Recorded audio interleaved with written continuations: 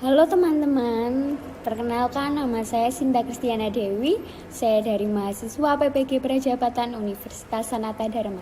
Di sini saya akan mempresentasikan topik 5 tentang pengukuran pemahaman peserta didik. Yang pertama, pengertian asesmen. Asesmen adalah upaya untuk mendapatkan data, informasi dari proses dan hasil pembelajaran untuk mengetahui seberapa baik terhadap tujuan, kriteria, atau capaian pembelajaran. Kemudian, tujuan asesmen memantau perkembangan proses peserta didik, mengecek pemenuhan terhadap capaian pembelajaran, dan memberikan nilai atau proses dan hasil pembelajaran siswa. Memperoleh umpan balik sebagai bagian dari siklus perbaikan berkelanjutan.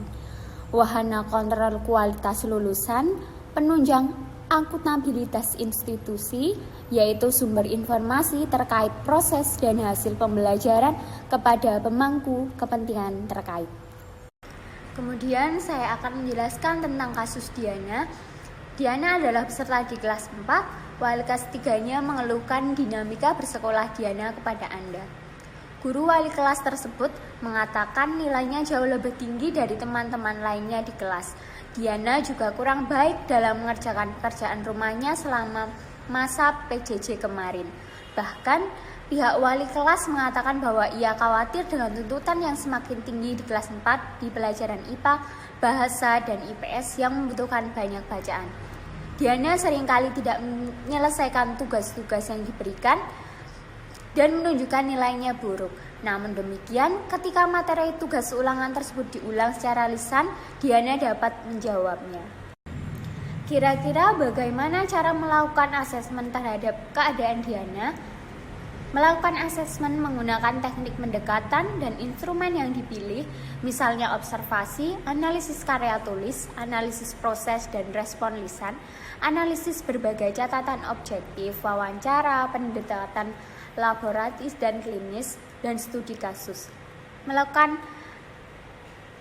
penilaian pada diri sendiri, teknik penilaian di mana peserta didik diminta untuk menilai dirinya yang berkaitan dengan status, proses dan tingkat pencapaian kompetensi yang dipelajari dalam mata pelajaran tersebut didasarkan atas kriteria atau acuan yang disiapkan.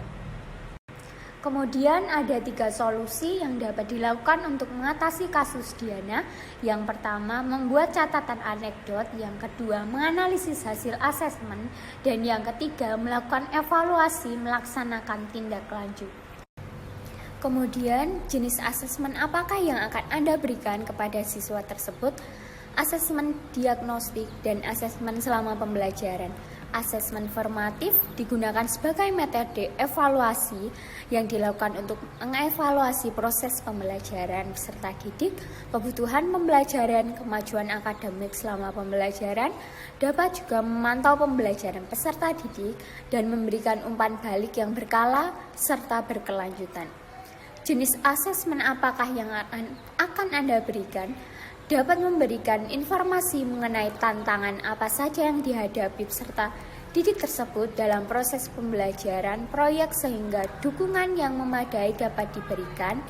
Pelaksanakan asesmen formatif diharapkan dapat langsung mengetahui perkembangan Diana. Kemudian performa asesmen berupa hasil pengamatan penilaian terhadap aktivitas Diana. Performa asesmen penilaian dilakukan terhadap unjuk kerja, tingkah laku, atau interaksi Diana. Performa asesmen digunakan untuk memenuhi kemampuan Diana untuk penugasan. Penugasan tersebut dirancang khusus untuk menghasilkan respon lisan sebagai bahan pertimbangan ketika materi tugas dan ulangan tersebut diulangi secara lisan dan individu Diana dapat menjawab. Lalu penilaian diri sendiri.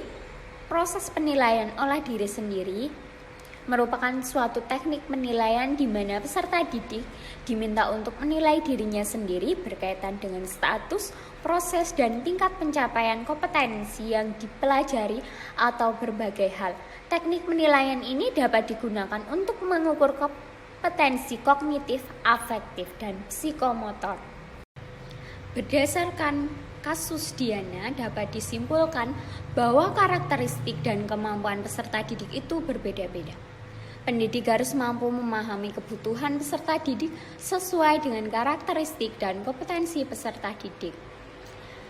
Penggunaan dan pemilihan asesmen harus disesuaikan dengan kebutuhan Diana. Kemungkinan Diana memiliki kesulitan dalam membaca, Diana memiliki gaya belajar auditori dan individual. Dalam pembelajaran luring, kemungkinan Diana dapat mengikuti pembelajaran dengan baik karena mendapatkan bimbingan langsung dari guru.